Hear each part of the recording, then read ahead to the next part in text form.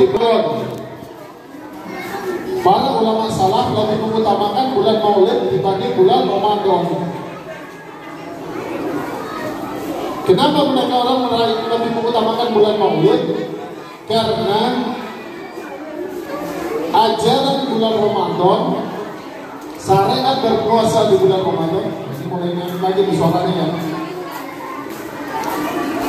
Ini biasanya ini panitia kalau ibu-ibu sama anak kecil ini lagi rame, padanya lapar. Ini sudah keluar belum makanannya nih? Udah. Biasanya kalau punya diam, punya ngomong selak. Para salafun saleh lebih mengutamakan Maulid Nabi dibanding bulan Ramadan. Apa alasan mereka untuk lebih mengutamakan bulan Maulid dibanding bulan Ramadan? Karena syariat berpuasa di bulan Ramadan adalah hadiah dari Allah Subhanahu wa taala untuk umat Nabi Muhammad SAW. Ketika Allah menceritakan kenikmatan bulan Ramadan kepada Nabi Allah Musa, Nabi Allah Musa minta untuk dijadikan umat Nabi Muhammad untuk dia bisa merasakan kenikmatan bulan Ramadan. Jadi puasa itu, bulan Ramadan itu, lebaran itu, tarawih itu dilipat gandakan pahala-pahala itu adalah hadiah dari Allah Subhanahu wa taala buat umat Nabi Muhammad SAW. Yang kedua, makna memperingati Maulid adalah mengenal Nabi Muhammad SAW. Karena apa? Karena gak timbul rasa cinta kalau kita gak mengenal. Ya. Apabila kita gak mengenal sesuatu, mustahil kita bisa mencintai. Begitu juga kepada Nabi Muhammad SAW. Kalau kepada seseorang yang kita hidup di zamannya, kita tinggal datangin, duduk 40 hari berturut-turut, maka kita akan mengenal. Ya. Sayyidina Ali pernah mengatakan cara kita untuk mengetahui tabiat seseorang ini ada 3 cara. Ya, baik buruknya orang ini, kalau kita pengen tahu orang ini baik atau buruk, ada 3 cara. Yang pertama apa? Yang pertama safar, perjalanan jauh sama seseorang, agar kita akan tahu tabiat baik buruknya orangnya. Bakal kebongkar semua. Ya. Yang kedua, tijarah, bisnis, berdagang. Kalau kita ingin tahu tabiat seseorang dengan cara berdagang kepada dia, nah ini kita tahu, oh ini orang ini amanat, oh ini orang ini tak amanat. Yang ketiga, duduk bersama beliau selama 40 hari berturut-turut, maka bakal kebongkar semua baik buruknya seseorang. Nah, cara-cara ini tersebut kita nggak bisa melakukan kepada Nabi Muhammad SAW. Karena apa? Nabi Muhammad sudah meninggal. Nabi Muhammad sudah tidak ada di depannya kita. Bagaimana caranya kita untuk mengenal Nabi Muhammad? Dengan mendengar kisah-kisahnya Nabi Muhammad SAW. Kalau kita dengar tadi baca Maulid apa? Itu dulu. Itu dulu. Tadi kita sudah mendengar Maulid, kisah Maulid, susunan Habib Ali bin Muhammad bin Hussein Al-Habsyi. Nah, ini kita pelajari artinya. Kita pelajari kekhususannya. Itu dua gitu, lagi nyoting.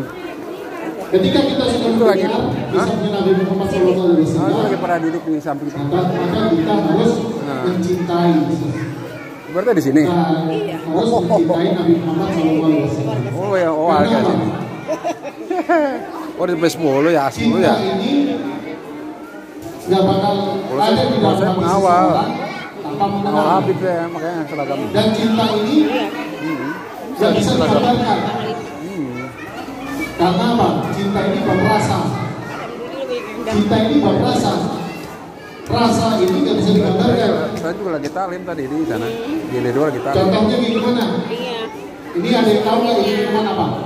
tukang pangsit gua. Apa ini? Saya mau Jeruk ngaji apa layanin mangga? dulu nih kata Habib Rasanya juga. jeruk gimana? Iya. Gambarkan asam itu gimana? Gak ada bangku lagi. Ya, bab cinta ini bab rasa. Rasa ini nggak bisa digambarkan, tapi bisa diekspresikan. Gimana caranya kita mengekspresikan asam? Ya Pak. Dengar biasanya nalar muda ya. Kalau dengar yang asam-asam, biasanya nalar muda. Begitu juga rasa cinta. Rasa cinta ini nggak bisa digambarkan. Gimana penggambaran rasa cinta? Ada yang bisa gambarkan? Itu apa nanti ya? Tapi nggak bisa digambarkan, rasa cinta nggak bisa digambarkan. Tapi bisa diekspresikan. Mengekspresikan rasa cinta ini adalah suatu wujud dan kita ini mencintai. Kita mencinta maka kita mengekspresikan. Ini contohnya panitia.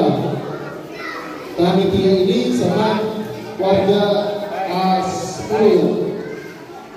Warga A10 ini mengekspresikan rasa cinta dengan partisipasi mengadakan Maulid Nabi.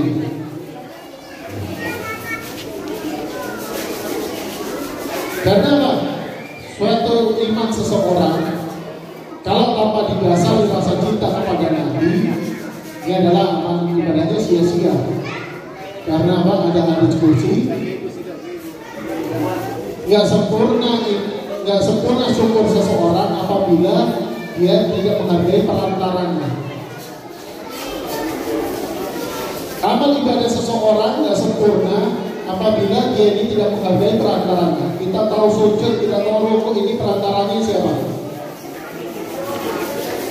Kita tahu sujud, tahu rukuk, perantaranya siapa? Hah? Siapa?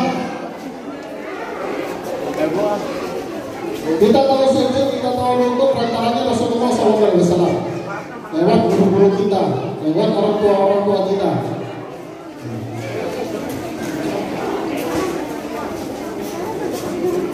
Menghargai guru-guru kita ini adalah bentuk rasa syukur, dan menghargai Rasulullah adalah bentuk rasa syukur kita. Karena terciptanya kita ini berkat terciptanya Nabi Muhammad. Laulaka anta ya Muhammad la. Kalau bukan karena engkau ya Muhammad, gak aku ciptakan semuanya. Nah, kita ini awalnya nggak ada, suatu hal yang nggak ada ini berguna apa enggak? Berharga apa enggak? Suatu hal yang nggak ada. Ini ngantuk. Suatu hal yang nggak ada ini berharga apa enggak? Suatu hal yang nggak ada ini nggak berharga. Ini di sini kopi nggak berharga karena nggak ada. Ya. Kalau ada kopi berharga. Kita ini nggak berharga. Nah, kita jadi berharga karena adanya Nabi Muhammad, maka kita diciptakan sama Allah. Dan lebih berharga lagi kita ini dijadikan umatnya Nabi Muhammad. Kalau saya tanya sama antum semua, kalau seandainya antum ini jadi raja, kalau seandainya antum ini jadi raja, antum punya anak kesayangan, antum otomatis atau taruh pengawal-pengawal yang terbaik untuk jaga anak antum. Benar apa enggak? Ya begitu juga Allah menakdirkan kita menjadi umat Nabi Muhammad karena kita umat-umat terbaik. Karena kita hakikat kita ini adalah rombongan terbaik. yang Allah siapkan untuk mengawal Nabi Muhammad, siap untuk menjadi pengawal Nabi Muhammad. Kalau kita siap mengawal Nabi Muhammad, hadirkan Nabi Muhammad di rumah tangga kita. Caranya gimana? Caranya gimana menghadirkan Nabi Muhammad di keluarga kita? Menghidupkan sunnah-sunnahnya Nabi Muhammad. Kita hidupkan sunnah-sunnah Nabi Muhammad di rumah kita. Apa aja yang harus dihidupkan? Ya. Pertama, melakukan suatu hal yang baik, mengawali dengan yang kanan, minum dengan tangan kanan. Ini diterapkan ini buat orang tua yang pada anak-anaknya. Ya. Yang kedua, sholat. Terapkan sholat di rumah-rumah kita. Karena apa? Jangan sampai kita ini satu bangunan, satu rumah sama orang yang nggak sholat. Jangan sampai kita orang satu rumah sama orang yang nggak sholat. Karena mertua dari guru kita Habib Umar Muhammad bin Salim bin Hafid mengatakan lebih baik anak pelihara anjing di rumah anak daripada anak pelihara anak yang nggak sholat. Karena apa? Anjing ini tadi sebab Allah, sebab malaikat nggak masuk ke dalam rumah. Kalau kita pelihara anjing, ini sebab malaikat nggak masuk ke dalam rumah kita. Tapi kalau kita pelihara anak yang nggak sholat, kita pelihara orang yang nggak sholat, ini sebab Allah menurunkan murka di dalam rumah kita. Dan tanpa kerasnya ini kita tetap sholat. Karena apa ini? Karena perkara bab sholat ini Allah menyampaikan tanpa perantara. Allah panggil langsung Rasulullah SAW untuk menerima syariat sholat itu tadi.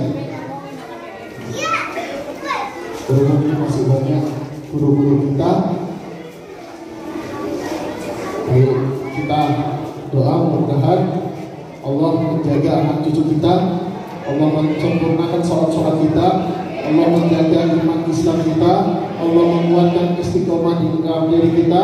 Alhamdulillah, waliyati sallallahu wa ala hadratin Nabi Muhammad sallallahu alaihi wasallam.